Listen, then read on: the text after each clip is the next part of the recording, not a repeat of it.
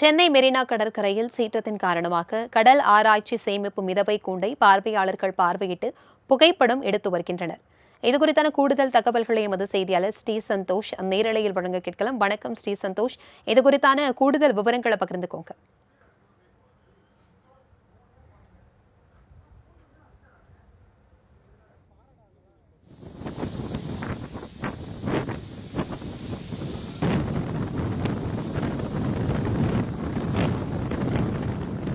சென்னை மெரினா கடற்கரையில் சீற்றத்தின் காரணமாக கடல் ஆராய்ச்சி சேமிப்பு மிதவை கூண்டை பார்வையாளர்கள் பார்வையிட்டு புகைப்படம் எடுத்து வருகின்றனர். வங்கக்கடலில் உருவான ஆழ்ந்த காற்றழுத்த தாழ்வு மண்டலம் வலுப்பெற்று புயலாக மாறியிருக்கக்கூடிய சூழ்நிலையில் தற்பொழுது மெரினாவில்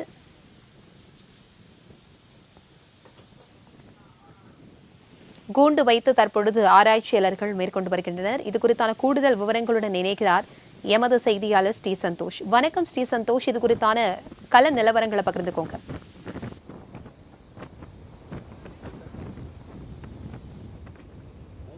வணக்கம். தென்மேற்கு வங்க கடலில் நிலை கொண்டிருக்கக்கூடிய அந்த காற்றழுத்த தாழ்வு மண்டலம் புயலாக இன்று உருவெடுக்கக்கூடிய நிலையில் மெரினா கடற்கரை உட்பட சென்னையில் இருக்கக்கூடிய பல்வேறு கரைக்கடல்களில் இந்த கடல் சீற்றங்கள் என்பது அதிகளவு காணப்பட்டு வருகிறது. காலை முதலில் இருந்தே இந்த கடல் சீற்றம் என்பது அதிகமாக இருக்கக்கூடிய நிலையில் இந்த பகுதியில் இந்த ஆராய்ச்சி மிதவை ஒன்று கரை ஒதுங்கக்கூடிய காட்சி என்பதனை நம்மால் பார்க்க முடிகிறது. குறிப்பாக இந்த மிதவை தான் அந்த கடல் சீற்றத்தின் காரணமாக, கடல் பேரலையின் காரணமாக கரை ஒதுங்கப்பட்டிருக்கிறது. மெரினா கடற்கரையில் இருக்கக்கூடிய விவேகானந்தர் இல்லத்திற்கு முன்புதான் இந்த மிதவை கூண்டு என்பதும் வெளியேற்றப்பட்டிருக்கிறது. குறிப்பாக துறைமுகத்திற்கு, அதாவது சென்னை துறைமுகத்திற்கு சொந்தமான இந்த மிதவை கூண்டை காலையில் கரை ஒதுங்கியதை கண்டதும் தகவல் தெரிவித்தவுடன் துறைமுக அதிகாரிகள் இது குறித்து ஆய்வு என்பதும் செய்யப்பட்டிருப்பதாக நமக்கு தகவல்கள் கிடைத்திருக்கின்றன. குறிப்பாக இந்த மிதவை கூண்டை பொறுத்தவரையிலுமே இதில் 2 வகைகள் இருக்கின்றது.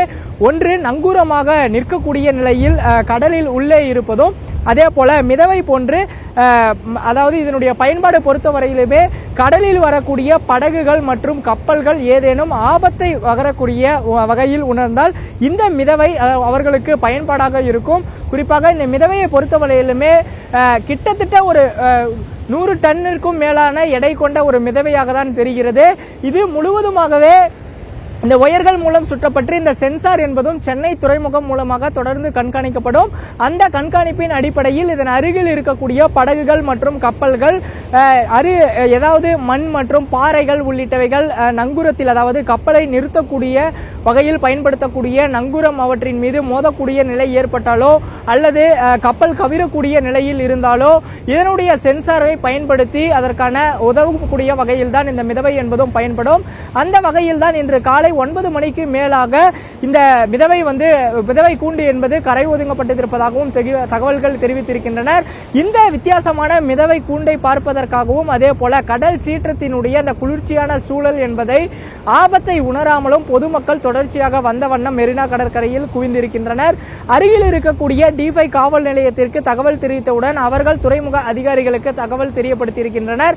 இந்த மிதவை கூண்டு என்பது சென்னை துறைமுகத்திற்கு சொந்தமானது என்றும் அவர்களுடைய அந்த சென்சாரின் அடிப்படையில் தான் இது கரை ஒதுங்கப்பட்டிருப்பதாகவும் முதற்கட்ட தகவல் என்பதும் தெரியப்பட்டிருக்கின்றனர்.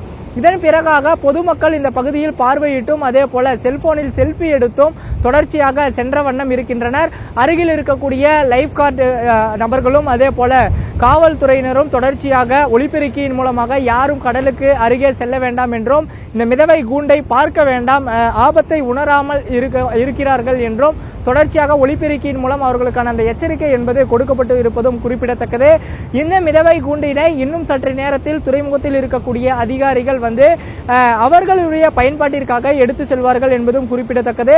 மறு பயன்பாடு குறித்தான ஆய்வு என்பது இதனை கொண்டு சென்றதற்கு பிறகாக தான் தெரிய வரும் என்பதும் குறிப்பிடத்தக்கது.